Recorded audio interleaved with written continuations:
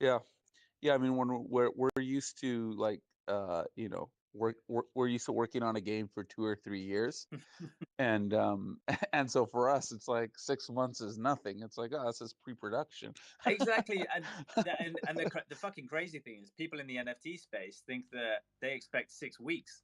They're like, we want something in 6 weeks. Yeah, well, Crazy if we were motherfuckers. if we were like doing the JPEG thing, we could bang that out I mean, in a couple of exactly. weeks. I know. There's But like, so actually we're using now that we were actually being able to take the time we need to do the pre-production for our next collection, which is a horror themed collection. We're going to be sneak peeking soon. Now that we have the time, we're actually kind of building it the same way you would like a traditional NFT 2D. That's how we're doing like the concepting, right? So we go, okay, there's so many noses, so many helmets, so many horns, so many teeth. Put it all together and see how much variety we can get. So we're actually building NFT collections and like the the pre-production, uh, just to kind of see what the collection would look like first in image format before actually going in and building this stuff out in 3D. right, that sound like a whole ton of alpha that you just dropped there. Yeah, it's wild. We're going to be showing this to Cypher holders in like 3 weeks. We're going to be sneak peeking it to the Cypher holders, and then we're going to do the like the world premiere for Halloween. So that should be Oh my pretty god. insane. It's so beautiful because like this collection, we basically just had to come out of the gates, do the best we could with what we had. With the horror collection, we started pre-production in that in December. Wow. So we're really being able to digest it, think about the design, think about the world, how things work. It's going to be so different than what we're doing, and also the concept I think is going to be really cool for people. I think people are going to lose their minds. Awesome, bro. Let's give people a little bit of an introduction. I'm going to kind of Yeah. introduce like what we're doing today. What the whole point of today is, talk a little bit about our history and just a bit of a kind of like an agenda for what the AMA is. Ultimately, we want to bring up some people to ask some questions. If people don't have questions, I'll ask the questions. But it's been a fun ride watching you guys over the past few months. And I'll probably preface this by saying that I came across Collider Craftworks in like would have been probably late December, early January, when you guys kind of announced what you were doing within the NFT space. And I was super lucky. I was the first YouTuber that was able to interview Daniel. That was a lot of fun, which was really cool for me to be able to do that, because there was a lot of interest at the time. Every single YouTuber was jumping on Cypher at the time, because it just looked like nothing that we had seen before, and probably we still haven't seen anything like it since. So it's great that you guys are still pioneers in the space. But it's I'll been give a you some more alpha, Tom. You want some hit me more with the alpha? alpha. So my favorite part of this collection hasn't even been shown yet. Oh my So goodness! so some of the best goodies of this collection are going to be shown actually after mint. What? So I think yeah it's gonna be fun. I think like the hopefully we'll make history between like a mint and reveal. Like all of the madness that happens in between should be a hell of a lot of fun to watch.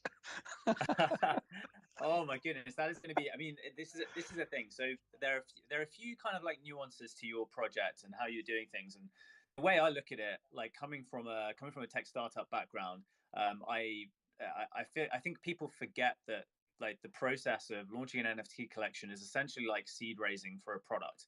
And that's essentially what you guys are doing. You've been, I don't know, would you call Collider Craftworks like a gaming studio or design studio? What do you Yeah, I would call us a production house. So we're an production art house? production house. Yeah, Awesome. And so let's give the guys listening a little bit of a background then. So for sure. if you could like introduce like who you are, and then kind of the just a little bit of a history background around Collider Craftworks, specifically your history there, and then also moving towards like what is Cypher, or like what are you planning to do with it, and give us a kind of like, I suppose, like an elevator pitch about what you guys are creating. Okay. This building's gonna have 50 stories, so get ready for that for that long elevator pitch. Okay, so yeah, my name is Daniel Gomez Cortez. I'm the director here at the studio Collider Craftworks. I'm traditionally trained as a designer, a character designer for games and film. I got my fair share of experiences working in the indie space. Then I noticed things changing very quickly in the game industry. Instead of trying to get a job at a big AAA studio, I started working um, with service studios in Asia because I saw a lot of the artwork being outsourced, and I figured that in the next 10 years, all of the artwork would be outsourced. So if I wanted to do art, I should actually work at outsourcing studios.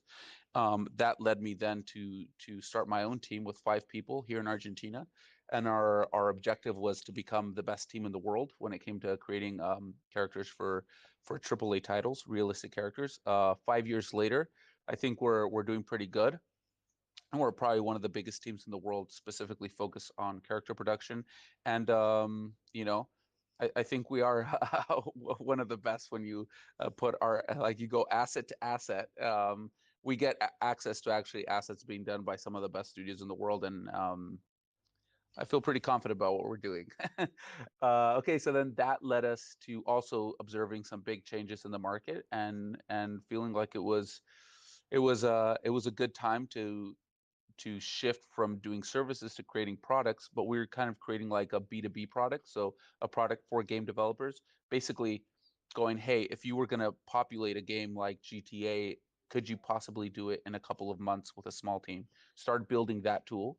And when the kind of the NFT space erupted, we go, hey, imagine if we could create this, but for the public. And that's what we've been setting out to do. So here we are. I think this is your stop. So we're getting down at the 50th floor. I mean, that was quite an impressive, yeah, that was very impressively done, mate. Like, what's the aim with Cipher? Because everything that we've seen you guys when you guys hit the ground running when you announced what Cipher was going to be. Your website looked incredible. Your kind of your trailer looked incredible. The sneak peeks of your art just looked next level. Explain to the folks here, like, okay, well, what exactly are those avatars that you're creating, and when you say you're creating that for the public, what does that mean? Okay, I'm gonna up the stakes here. I want you to tell me how you have seen our project from the outside, but without pulling any punches. Because you mentioned already, you're like, well, you guys hit the ground running, and I felt like there was this underlying thing, like, okay, you guys kind of felt like lost some steam maybe or something. So we're gonna do some real talk here. We're gonna keep this conversation spicy and saucy for the Let's public. keep the spice Yeah, going. You know I'm yeah, here for the let's do it. spice. So I because I know you've got your opinions about the NFT space in general. You're a sharp dude. So like from the outside, how do you feel we've been doing? And and maybe I can like riff off of that and kind of give some context, and also get some perspective from the outside as well. So I'm not going to, like, to be really honest with you. I see what you guys have done as being, like, frankly, like the way people should be doing it. I'm not going to try and blow smoke up your ass here, but like, I haven't like fully contributed to your community, but I've stayed very much like, every week or so, making sure I have a feeling, like, get a vibe of what's going on. You Mm-hmm. hands down. And I perhaps don't spend as much time in as many other communities, but I definitely see that the community that you have built within a closed Discord group as being one of the most, uh, when people talk about a tight community, I see you guys as being your role in there is like fanatics, like fanatics of what you guys are doing, and that's exactly how I fucking see it. Like, people are just so on what you guys are doing, and I think that really does go because I got to speak to you a few months ago. I got to see you in your studio, in your office, like with everyone there. Like, there was a buzz about it. There's people playing ping pong. There's everyone is clearly like talking to each other. You guys have a very very legit team, and the truth is, man, how many times have we seen that in the NFT space in the past 9 months? Yeah. Everyone is working remote. No one's fucking met each other.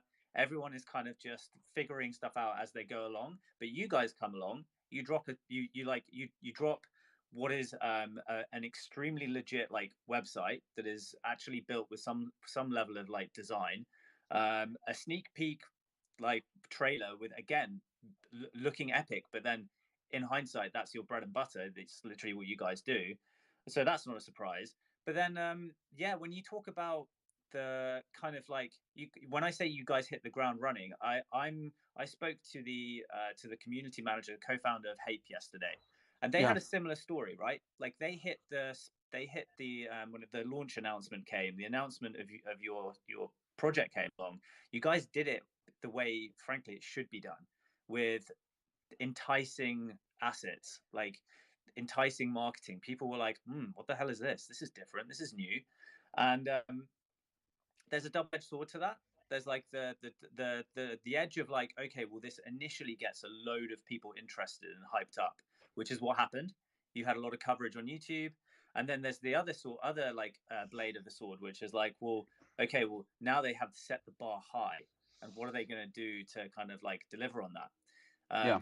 The way I see you guys, though, is I see you guys as a legitimate team that have built exceptional world class products before. For the guys that who are maybe unfamiliar with what you guys have like, who you've delivered for, we're talking Mortal Kombat 10 and 11, I understand, Assassin's Yeah. Creed, Injustice 2. So you've been asset creators for like the best AAA games out there. All I was like seeing was, this is a team of like 80 people. Let's, as if they're not going to create something exceptional. And I was in no rush to see what you guys did, because I was always going to be here. Like, as we're talking, this was always going to happen. I was always going to be pumped to get to speak to you, like, as we got closer to launch. But in the interim, I was just so stoked to see how you guys continue to build a really dominating community, a very I think just a very like wholesome community. But you just did it super super well. Um, so yeah, It's that's kind of my interesting. The thoughts. thing with, I think there's some people that were concerned that our community or people are like, hey, there's not enough hype around the project. Um, and I think a lot of times when you compare us to like an NFT project, we don't really fit the mold very well of what you'd expect from like a really hyped project, because we're not really like an NFT project, right? We're part of the NFT ecosystem, but what we're building is like hopefully, infrastructure for the metaverse and immersive experiences.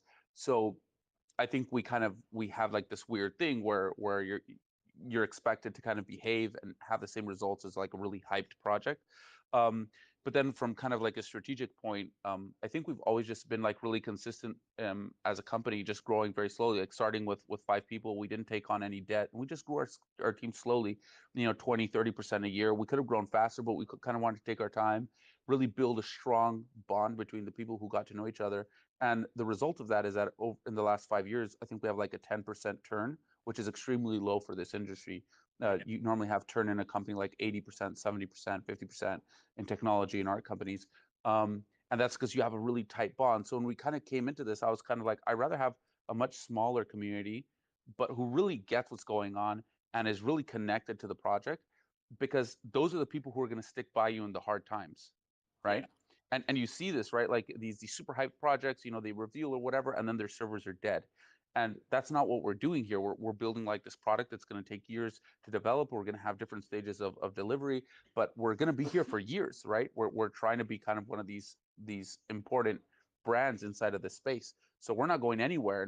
And the people that we want supporting us, we want people who have that vision. So I think that's like super important to clarify. And then that kind of aligns the community's expectations of you. They're like, oh, okay, I get what you guys are doing. This is not just like a hype project, right? This is, you know, a long-term investment with, also short-term benefits as well. But I'm in it because I believe you guys are going to have an important role in the future. So yeah, And that was clear. it's Like that was clear to me from the start, and why I was like, why I wanted to tell your story, why I wanted to like showcase what you guys are doing. And it was so great that I got to kind of interview you whilst, in the background you could see your team all like they're working, putting in the time, but having fun at the same time. And I think that it's the kind of like the realism to that, and the fact that you guys do have this something that is surprisingly unique in the space, and the fact that you have an in real life kind of team together, all working together. That is something that is very, very rare at this stage. Everyone is super remote. And yeah, it was clear to me. I was like, well, this is a like you said to me back then. You said we're a company that hasn't taken on debt. We've grown super steadily. We've delivered on the products that we've planned to create. And to me, I was like, well, this is the kind of shit that I want to see. I want to see people that have previously built stuff come into Yeah. this space because they know what it takes. So I was super excited to share your story because you guys will ultimately be the pioneers because you have workflows in place. You understand like how, especially in the gaming world, how deliverables do take years. Like the products take years to develop, and this is one of the questions I wanted to ask you as you've Yeah. seen things progress over the past like 3 months since we last spoke. Mm-hmm. And I think when we last spoke was in it was in January, and that was the time when I think like sentiment was the highest. And I'm not talking about just like NFT trading and stuff. I'm talking about things like the metaverse. Everyone was kind of. I just felt like there was like a buzz around people. Yeah. People were feeling like at the end of this year, we would all be fucking plugged into the metaverse and we would be living our like lives in there. Yeah. And Yeah. like, how do you feel things have been over the past few months? How as that sentiment's cooled down, but as also you said, you're creating something that ultimately will be, like your kind of your, I suppose your mission statement, which is like the visual identity to your wallet, right? Yeah, remember, I think it was in that interview where I told you I don't think Facebook has a chance in hell to build the metaverse. Remember? Yeah, That it was that was. was like right after Yeah. their announcement. And then Yeah, like yeah, a couple, I think a couple of months later, they yeah. announced that all the cash they burn in Q1, and then all hell broke loose. I do remember. How about that alpha, huh? I know, bro. I know. Yeah. Jeez, yeah, Yeah. So yeah, I think it's really interesting because when you think about kind of the market adoption, it's just accelerating, right? So when you think about like the time it took to get people on board and onto the internet, and then on smartphones, and then even just using credit cards, and then you see the speed in which people started adopting cryptocurrencies, and the speed in which people started adopting NFTs. It's like the speed is compounding. So when yeah, you look at it from a macro perspective, things are moving at lightning speed when you take into account like a historical context. yeah, So we're on track there. I just think that a lot of people in this space haven't gone through recessions. They haven't gone through, financial meltdowns. So I think a lot of this stuff feels very slow or intense or cool. incredibly problematic. But when you kind of zoom out and look at it from a more historical context, things are doing really well, and they're moving incredibly quickly. But having said that, these things take time, right? So for everybody to be living in a virtual world, there's like a whole lot of shit that has to happen. Like we're talking at least a couple of decades. I might be wrong, maybe it's 1 decade, but this is going to take time. Yeah, I There's a mean, lot of like essential infrastructure that isn't even in place yet. So I think it's the argument is up in the air, but what is undeniable is that virtual experiences and interactive experiences are the future. This kind of stale, stagnant interaction with brands is over. Like nobody's interested in looking at an advertisement. They want to interact. They want to be part of the story. They want to be part of the brand. So real-time experiences are essential for this to happen. So when you're talking about real time, you're talking about game engines, right? When you're talking about immersive experiences, you're talking about game engines. All of this stuff there's no going back. How long this is going to take? Well, there's a lot of things, that need to get sorted out. Pixel streaming is going to play a big part of that, and there's not even the essential infrastructure for pixel streaming yet. So there's a lot of stuff there that needs to get sorted out, but it's inevitable. This is going to happen, right? Um, so I think what you want to do as an investor or somebody who's really interested in the space is saying, okay, do I believe this is going to happen? Yes or no? Do I believe, for example, virtual representation or avatars are going to play a very important role for the people inside of these virtual worlds? Yes or no? And then you make a bet. You go, okay, well, who do I think is in the best position to be competitive in the space? How many companies are there in this space that are building robust avatar experiences?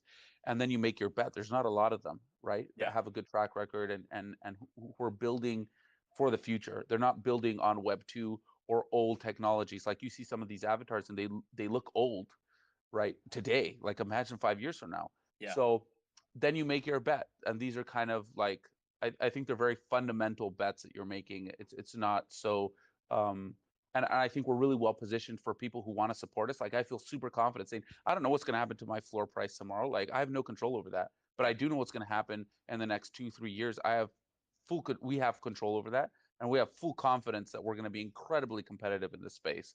Um, so yeah, I think that's where the confidence comes from. That's what we offer our community, and that's why we spend a lot of time, giving insight into the technology and the content. And there's still a lot more to show behind the scenes of what we're doing and what we're developing. I think once people can like actually interact with what's the pre demo for the visual wallet, Yeah. and actually see an avatar, be able to put clothes and then see the detail and say, okay, I can build stuff, and then jump into a game, then jump back, and then jump into another thing. I think that's going to be the great aha moment for a lot of people, and understand the real potential in what's happening here, right? And then Cypher is just like the first collector's items, so to speak, right?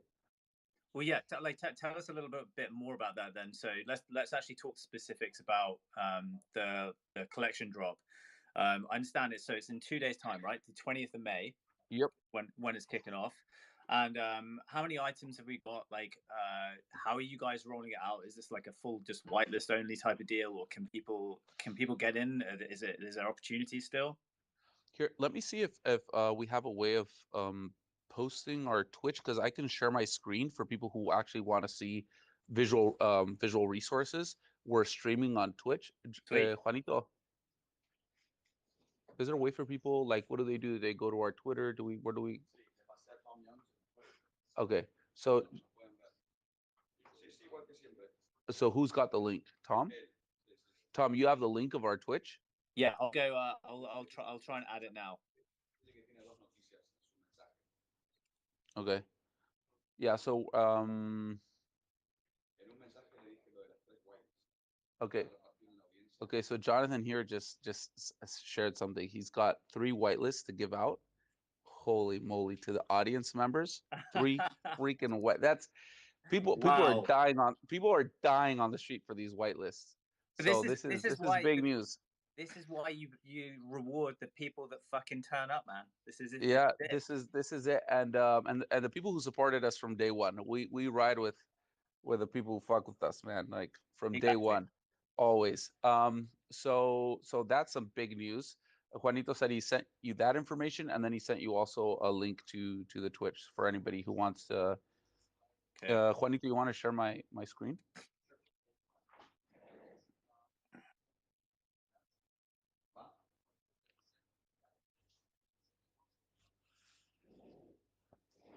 Let's share this.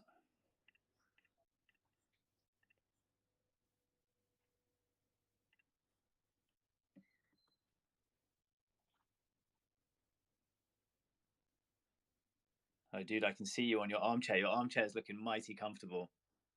Oh yeah, I'm gonna be here for a while. So Right, let's share this, everyone. okay, so what we have here.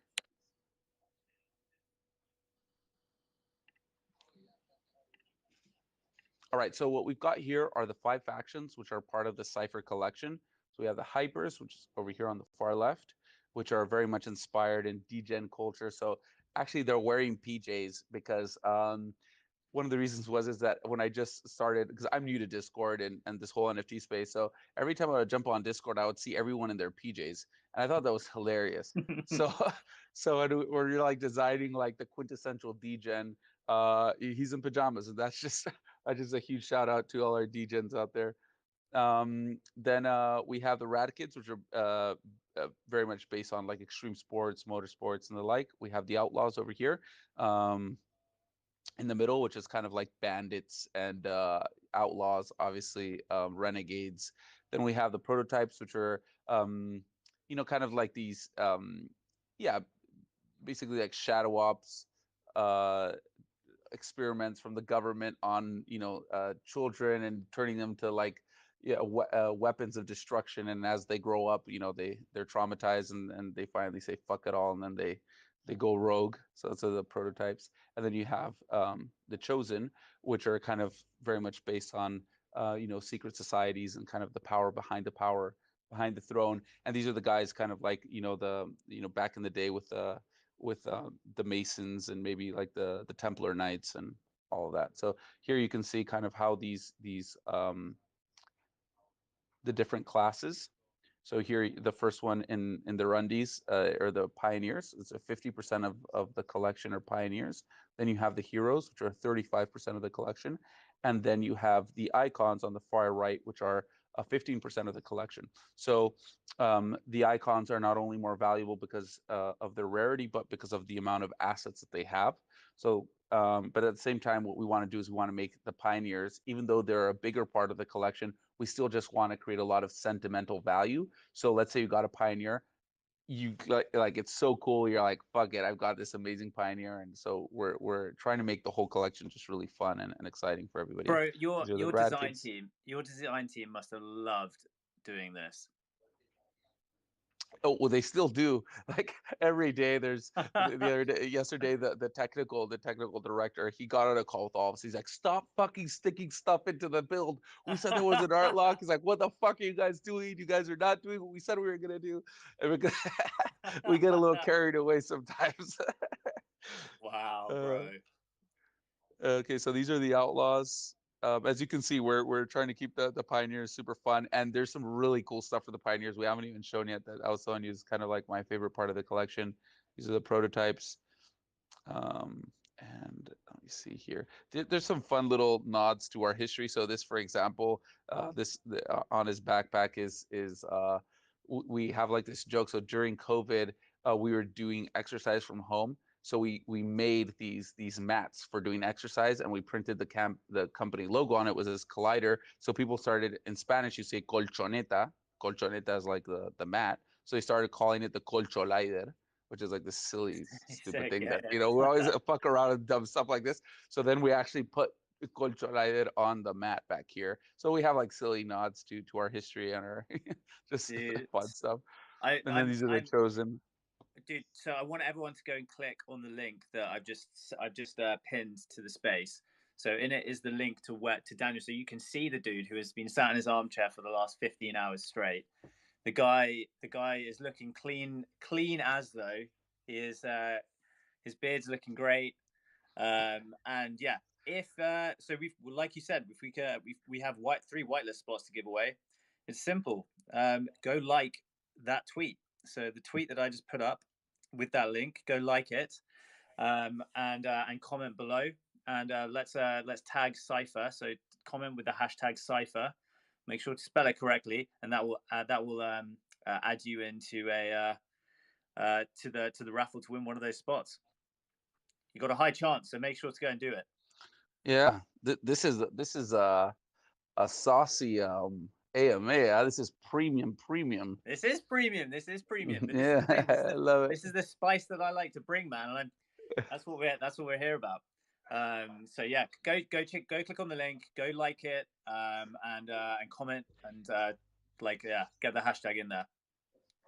You have no How many idea what people? some people have done to get that whitelist. Like the factions that were like blood has been spilt to get these kind of whitelists. So Hey, we know what's up. We've been here this entire time.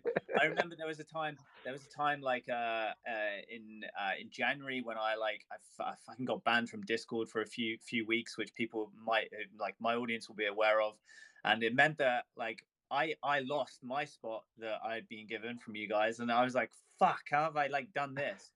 And then yeah, it's stressful. It's super stressful. So yeah, so how did you get it back? I had to set up a new account, and then eventually I got it back after a few weeks, and then it was a shit Okay, show. good. But yeah, you guys, your lovely team helped me out a couple of weeks ago, making sure I was Okay, set up good, good, because good, yeah, good. I didn't want to miss out.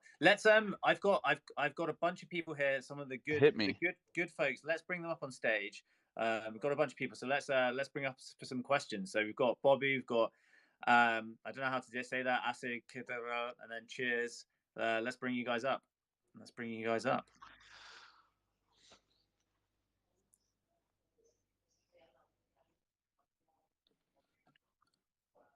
Hey, folks. Right, we've got Bobby. Bobby, bring us some peace, mate. You're always the peace giver. GA. If we say GM, it's probably a GM somewhere as well. So I'll say both. Bobby, how you doing, mate? Very well, thank you. Very well. Whereabouts are you today? Because you have been doing some serious traveling recently. You were in Croatia last week? Paris, Croatia. I'm trying to figure out how to get to New York next month, but also looking at flights like the cheapest flight tomorrow to go somewhere. I'm just a bit. England's a bit. You know what it's like, Tom. I do know what it's like, but it's heating up here, and I like it when it starts to get a bit warm. I feel like everyone's a little bit happier. But bro, have you got any questions for Daniel? Are you familiar with Collider? Have you been following along with these guys? No, I'm gonna go and have a look, because obviously anything you touch, Tom, I'm always quick to follow and have a look as well, because you drop some bombs here, so I'm happy to have a look. Hey, well, this I genuinely consider Collider to be and Cypher to be a full-on nuke. So yeah, let's have any of the other guys up here. You guys either Cheers or Asik. You guys got any questions? Yeah, I have it, bro. Hey, bro, how's it going? All good. How are you? Yeah, good, thanks, man. What have you how you doing today? What have you got to ask? Hey guys, Hey, how are you? yeah, good. How are you doing? In and out. Go right. Hit us with the questions. May I ask you now? Yeah. Guys, how can you prove the sustainability of the token economy? Did you get it? I heard sustainable and economy. So the way I heard, how can you prove the sustainability of the Of the token token economy? Yeah, that's right. The sustainability of the token? What about the sustainability of the token? Sustainability of the token. So are you referring to like long-term the value of these of the avatars? I'm not really sure. Yes. That's kind of like this. Okay. Yeah, so we can start off at like the value today, right?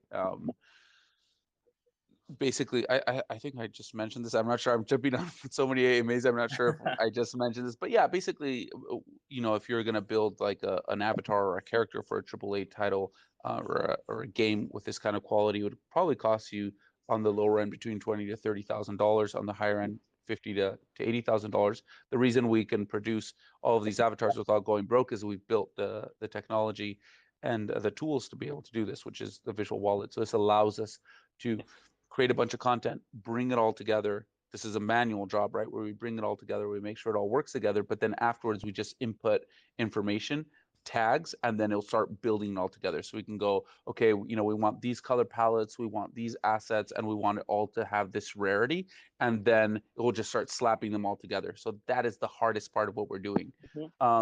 So the tools are in place. This is something we built. We are also sitting on probably the largest library of photoreal content for characters as well.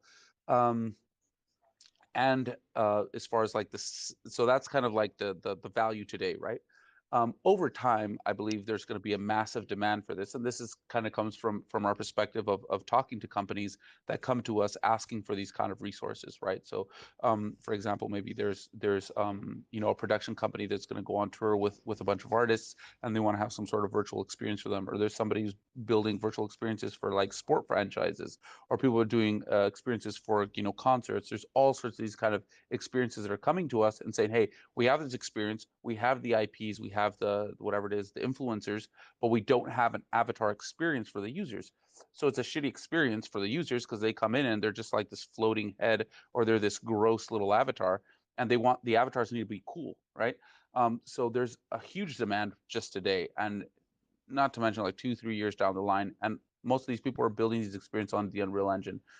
So that's where we see like massive potential in the long term. So when you're talking about sustainability, like let's say the price, because of the visual wallet that we're building, we're kind of targeting two kind of consumers, right? We're targeting the collector which is going to collect these kind of items, for example, ciphers, or if we do like a horror collection, they're going to collect the horror, what's it called, avatars.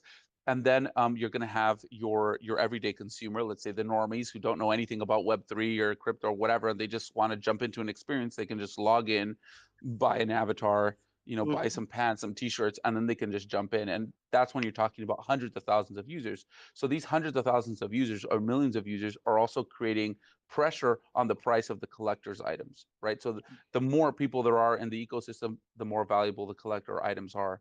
And then as a company, you're actually offering these kind of digital goods at a much lower price for your everyday user who might not want to drop 0.5 ETH on an avatar, or try to get a whitelist, right? So you're kind of making it possible for people to come into this kind of virtual world, and you're also making it possible for people to collect assets that go up in value and appreciate over time. So that's kind of like the long term. And as far as our business goes, we only have 20% of our company actually working on this product. As this product performs well in the market, we're going to go allocating more resources towards that. So that's kind of like the long term sustainability, is that we're not putting all of our eggs in this basket. So a large part of our income comes from service work that we do, that we have long term contracts in place. So depending on how the market behaves, we might do more services or less services, right? And that's how we kind of like keep our books balanced. Did I just give like way too much information? I don't know, like if that was no, because Honestly, I think not at all. For this and nice answer, bro. Thanks yeah, really great. I felt like that was really really good answer. And I think it's a reminder that okay, well, one of the use cases of NFTs, which I think we fucking forget, is that this is provenance of collectibles. Like that is one of the main things that one of the main use cases. And I think everyone forgets that we are so early in this, and that the stuff that gets delivered now will have potentially might have huge amounts of value. Obviously not financial advice, but that is one of the many use cases of non-fungibility. So yeah, we got just again reminder for you guys, we're giving away 3 whitelist spots. If you click on the tweet that's pinned and comment with the hashtag cipher, that will enter you into a raffle to get one of 3 whitelist spots. So don't miss out on that, because they are fucking spicily hard to get your hands on. Right. I just want to touch on a point that Daniele was talking about. He was talking about the creator and collecting, which is smart, honestly, because the estimated creator revenues by source in 2021, the NFTs, like the creators and NFTs, are making almost $3.9 billion, and there's only 22,000 to 25,000 creators. In YouTube, on the other hand, there's 5 billion in revenue, and there's 37 million channels. And in Facebook, on the other hand, it's 300 million, 2.9 billion users. So us in the NFT market, I think it's very early, and it's a good time to collect. That's a good point. I know which the source that you're referring to, because I saw that earlier. To be honest, I didn't have any time to do some diligence on that. I think it's very easy to look at those key figures and be like, oh my god, yeah, this is incredible. I think we have to take that with a pinch of salt to understand, to know that we're in a speculation phase at the moment. But it's a really really good and an important time to recognize how early we are in this. Exactly. Because I don't know, the market sentiment could be down. A lot of people could be upset of what's happening, but at these times, to be honest, it could be the best time to start collecting. Besides de-risking, Yeah, absolutely. I think there's a lot of people up here mopping stuff up. I want to get some questions for some others. Thank you so much, AJ, for that. Thank you. Appreciate that. Great question. Guys, may I add one more thing, please? Yeah, sure. Yeah. How many hours before mint do you plan to share the contract details? The smart contract? Yeah. Or the what's it called? The license agreement. Smart contract. I would have to ask our dev team. I don't know if that's going to get published before mint. I think there's security reasons for that. I'm sorry, I'm not the head of the technical department. So I don't know, but I think that's not going to be available before mint. Before mint, and I think there's like security reasons for that. Well, like just get- I'll add to that. Like, you know, the main reason projects are not giving access to contracts before mint is to prevent like bot sweeping. Yeah. So there's, you know, there's a bunch of reasons. And for you guys who have quite a lot of like quite a, you know, a very high level technical background, yeah, I think that there's benefits to like holding that information from folks to prevent them from going and doing that. Like, Yeah, we have also, just to be super clear, we have a really great technical team, but we're not our like smart contracts and like development on the Ethereum blockchain is not our wheelhouse, and that's why we're not the ones in charge of that. Like what we did is that with our technical team, we audited different teams. We actually spent like around a month looking for different development teams. We ended up partnering up with Byte, which were responsible for the smart contracts and for Neo Tokyo, and also they have extensive experience with tokens, and now they have their own marketplace. So we felt they're a really well-rounded team, and they're doing all of the development. And then we have our tech team validate that work, and then we also have auditors, right? So yeah, just want to be really clear about that we recognize that we're not experts, and we're not trying to be. We're gonna work with the experts, and people have a really strong reputation inside of the community for this side of stuff. And for example, they were the ones who insisted on us not allowing people to mint from contracts or mint from cold wallets for security reasons. Also capping the amount of mints to 3 mints per wallet. These were all like security reasons to avoid bots and things like this. And these were all recommendations from them. I get it, sir. Thank you so much. Thank you very much for the questions, bro. Let's bring one of the other guys up. Just shoot, guys. First. Hello. Who's taking it? Okay, I'll wait. No problem. Okay, we got Trent. Okay, yeah, Hey, for Trent, sure. how's it going, man? I know y'all spoke earlier in the AMAs about airdrops and about original holders and what that has to do, or exactly. But I was gonna ask, since there's a newer audience, could you go back over that again? And what about holding y'all's NFT and being a investor has potential airdrops? I don't know how to word that correctly. Yeah, these are the saucy questions coming straight from the community. We've got some OGs in the house. They want to know. Yeah, we're actually just about to make a post clarifying that. So let me jump over here. Where do I have this? Do I have this one? Sorry, dude, I'm looking for them.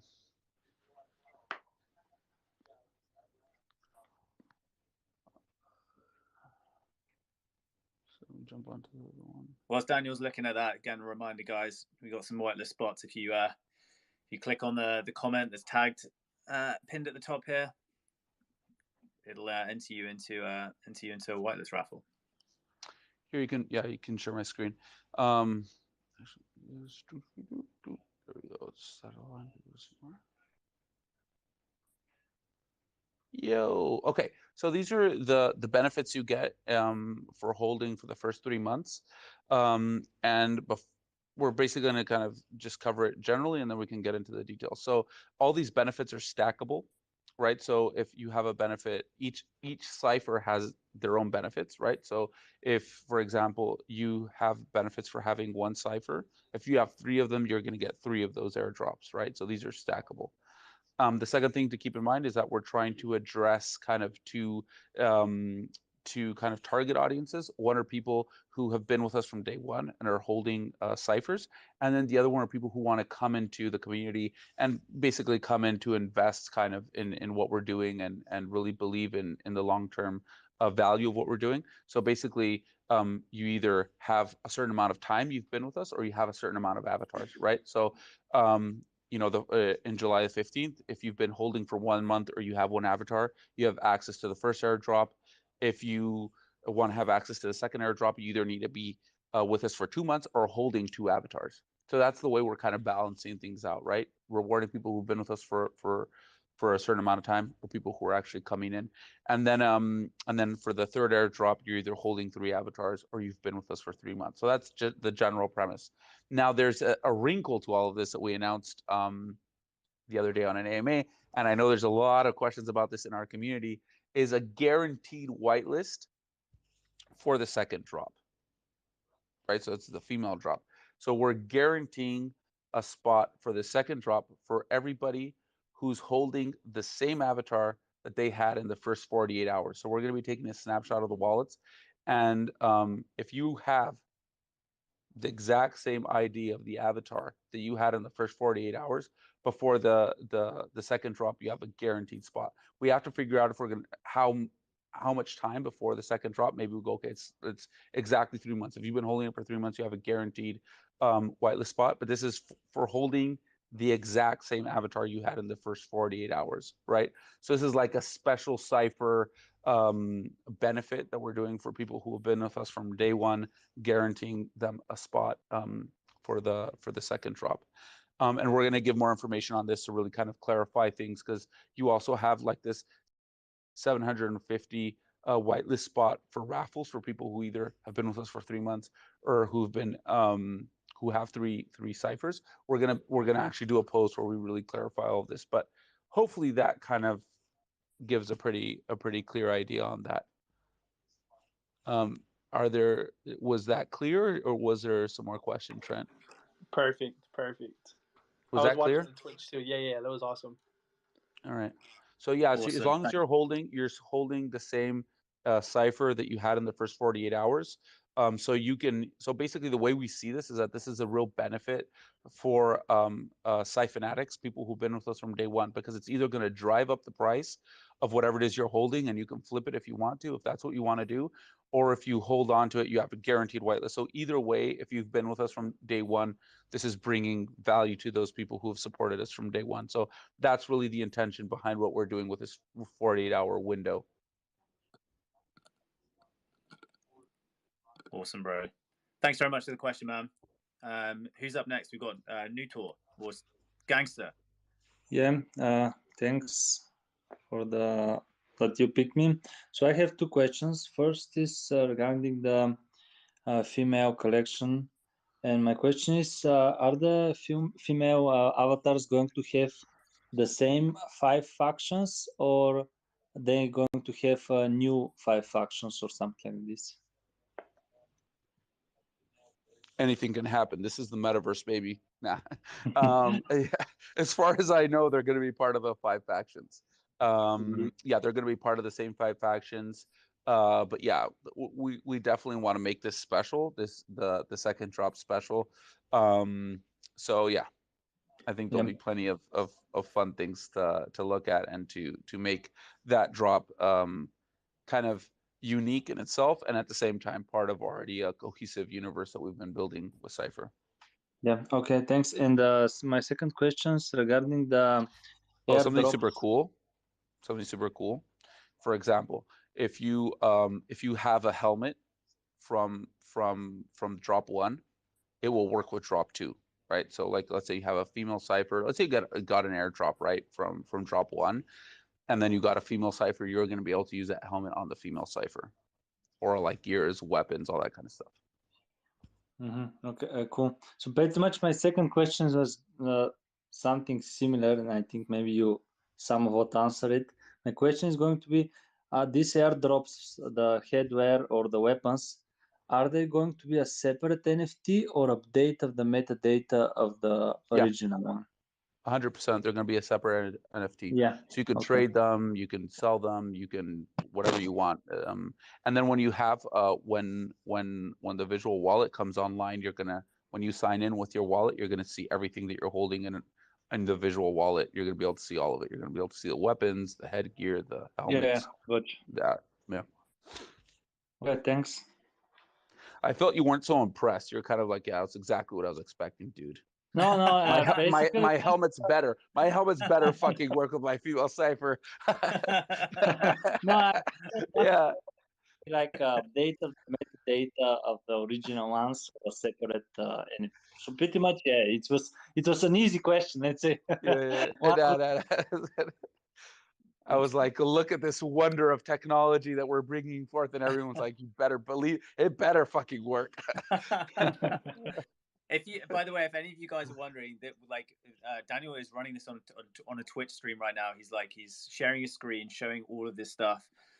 So the link is up top in the pinned tweet. And yeah, if you click on it, comment, like, and share the hashtag Cypher, you could win a whitelist spot. So get involved. Who's up next? I feel no one's telling their friends about this Hell AMA. no. I feel everyone's keeping this like a very like it's surprising because like I'm surprised more people haven't joined, but I just feel no one's putting the word out. well let's That's see, hilarious. let's see if I add the element. No, it's fine. We can keep it, this right. No, we can keep this private. We'll keep it. We're going to keep cozy. This exactly. We need to reward the people that show up. Yeah. And, like, Fuck asking questions. Fuck yeah. We're all about quality over quantity. That's like one of the essential ingredients of our recipe is keeping it quality tight. stuff. Yeah, keeping it tight. Nice, man. Right, we got Gangster. Yeah. Hello. What's up? What's up? Yeah, I have two questions. One about is pre-mint, one about is post-mint. Firstly is about security. I mean, smart contract security and the minting side, website security are great importance in the NFT space. You know, lots of hacking shits happens every day, and some big projects suffer greatly because of shortcomings in them. So will Collider share with us any reports or audit reports that we are all safe? About pre-mint or post-mint. And the second one is about your native token. Reward token. Every project doing staking pool and liquidity pool with their token, but some of projects are not giving reward token as tradable. I wonder that will your native token will be tradable with a liquidity pool, or will it be non-tradable token with just using in your ecosystem? The reason why I am asking this question in general, it can be a little difficult to keep the price of the reward native tokens stable, especially in cases where it cannot find a buyers from the outside. This causes the token to be subject to constant selling pressure. As a result, income falls and the price of the NFT is also suppressed. So what will be your solution to this? Thank you. All right. Yeah, well, number one, we're not emitting, if you're referring to tokens as like financial instruments, we're not doing that. If you're referring to tokens as the avatars, everything you said, I completely agree with. Let me see. So let me kind of go back and unpack this. We'll start off with the security side. So on the security side, as I mentioned, we partnered up with Byte, who up till now have a very good track record. I don't think they've ever had to go back and make any changes up till now on any one of their contracts. From what I understand, they've never been compromised. They're running a marketplace right now, and they've put several kind of security what's it called, I don't even know what to say, but basically some things in place to avoid any sort of vulnerability. So for example, one thing we're doing is that it's not a public sale, so it's only on whitelist. The second one is that you can only mint a certain amount. You can only mint up to 3 per wallet. You also can't mint off of the contract or off of a cold storage and a cold wallet. And so basically these are some things that we're putting in place to avoid any being compromised on the website. So those are kind of like some things. We're also auditing the contract with 2 different teams. What else? I think that's pretty much it when it comes to security. So I think we're doing everything that's possible. I mean, there's always more that's possible, right? But we're basically doing like everything that's in the best practices. That's on the security side of things. As far as like on the token side of things and staking and all of this kind of stuff, These are all things that we're not discussing right now. We're not getting into right now because it's a very premature for anything. But what I can tell you is kind of like our bigger view of our position in the market and kind of like our long-term value to people who are holding what we're doing. So if we ever do have a token, it will be once we have a large enough user base to really justify it, right? So when you're talking about having hundreds of thousands of users on your marketplace and all of this being supported by digital assets, right? So the digital assets are what giving value to the token, not the hype, not speculation, but they're actually supported by real world digital assets with a real community and real consumers behind them, right? We're not doing liquidity pools. We're not doing staking. We're not doing any of that right now. And, we're probably going to shy away from anything that reeks or is anywhere close to kind of these Ponzi-nomics models that clearly crash over time, right? So anything that we do will very much be in the line with kind of fundamental kind of economic models that are supported and that make sense and they're not based off of kind of like speculation and value, right? I mean, there's always a speculation value, but we're going to try to steer away from that as much as possible. So for example, right now, the value of our NFT is supported by the real world production cost and real world production value of that NFT. So if you were going to go try to get this NFT made by anybody, it would probably cost you around like $10,000, $20,000 the least. Whereas any NFT in the space right now, or the majority of them, let's say you could get them made for like $100, $500, right? Because they're like an image anybody could draw, right? So from the very get-go, we're trying to use financial fundamentals to support anything we're doing, and we're going to keep on doing that consistently as we grow. Nice, dude. Did that answer your question, Will? Yeah. I'm not really sure what you were mentioning as far as like liquidity pools and staking, because we're not doing that. What we are doing is like, okay, if you hold an avatar a certain amount of time, you'll have rewards, but we're not like getting deep into staking and all that.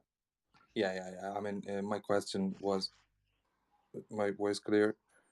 Yeah, guys, it would be. I've just got a question for you, like, because your question came from a position of, it sounded like you thought that's what the guys were doing. Was there anywhere that you read that, like you felt like they were doing it? Because from my perspective, it makes me very happy to see that they're not just doing that, because that is just the way every project is. Seemingly, that's the only way that they can deliver what they would call a value of any sort. But it's cool to hear that they're not.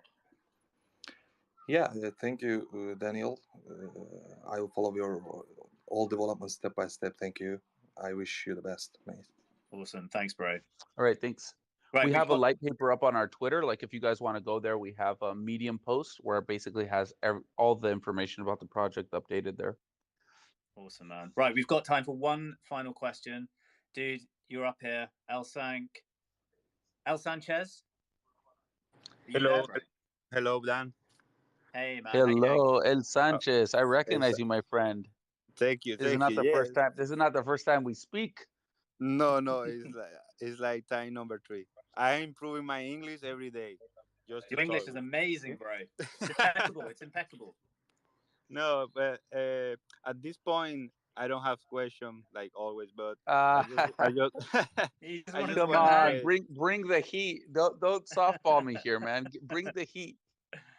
No, I think everything is really clear right now. The minting day is closed, and I just want to say good luck. But I think you don't need luck, because you have a great and a strong community behind you.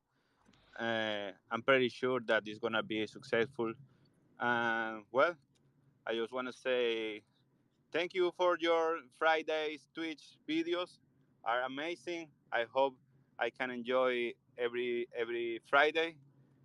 So, congratulations, bro. Definitely, congratulations. Thank you for supporting us for so long. You've been around for a while through thick and thin, so we appreciate that, man. And yeah, we always need luck. Definitely. That's actually one of my interview questions. I ask people if they feel they're lucky, because you never want to work with unlucky people. I'll tell you that. You also do want to work with smart people, so you need both. So hopefully with a little luck and some hard work, we'll be okay. That is the alpha. Well, I mean, I'm just going to say I think that's the very, very best way that we can end this, is like vibes heading your way. like I said, Daniel, I've been super excited to actually follow up with what we started back in January, and I'm extremely excited for you and the team, and like, yeah, I hope you guys get to enjoy it. I know that this ramp up period, especially this week, what you're doing, this like 24-hour stream, is it just again shows that you guys think differently, you act differently, you are different, and I fucking love it, and I'm here to support you guys, and hope you guys have enjoyed it today. Thanks, Tom. You want me to give you a little sneak peek on our minting site and what people are going to be minting? Oh, dude, yeah, this is on Twitter, right? So yeah. So yeah, guys, we just got this yesterday. So is this like actual? Is this first peak? This is we showed this to our community. I've showed a couple people on the AMA. So when you jump onto the site, you're going to be able to see you're going to be able to see one of the 5 helmets you're going to be minting. You're not going to be able to choose it, but you're going to be able to see what you're going to be minting. So when you mint, you're going to get one of these 5 helmets that represent the 5 factions. So you're not going to know what avatar you've minted, but you're going to know what faction you've minted. That's going to allow you to trade and either collect or do whatever you want.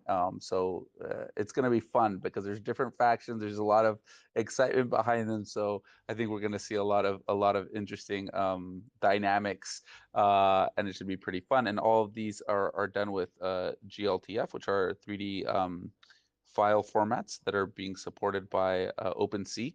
So I really wanted to take advantage of the 3D work that we're doing. Technically, there's a lot of things that have to happen right for the helmets to look this nice, and yeah, this is a nice way of showing the work, showcasing the work, and it should be pretty fun. So this is what it's going to look like, and you're going to be minting a 3D helmet representing a faction. So that's so cool. I hope you guys have been able to watch this on the stream as well. It's been fun being able to like watch this along as well, man. I mean, best, like, huge vibes heading your way. And once again, thank you so much for joining us and giving the people the opportunity to get involved with Cypher and Collider Craftworks. All right, guys. See you on the other side. Until Peace next out. time. Until next time. All right. Take care, guys. Folks. Hasta luego.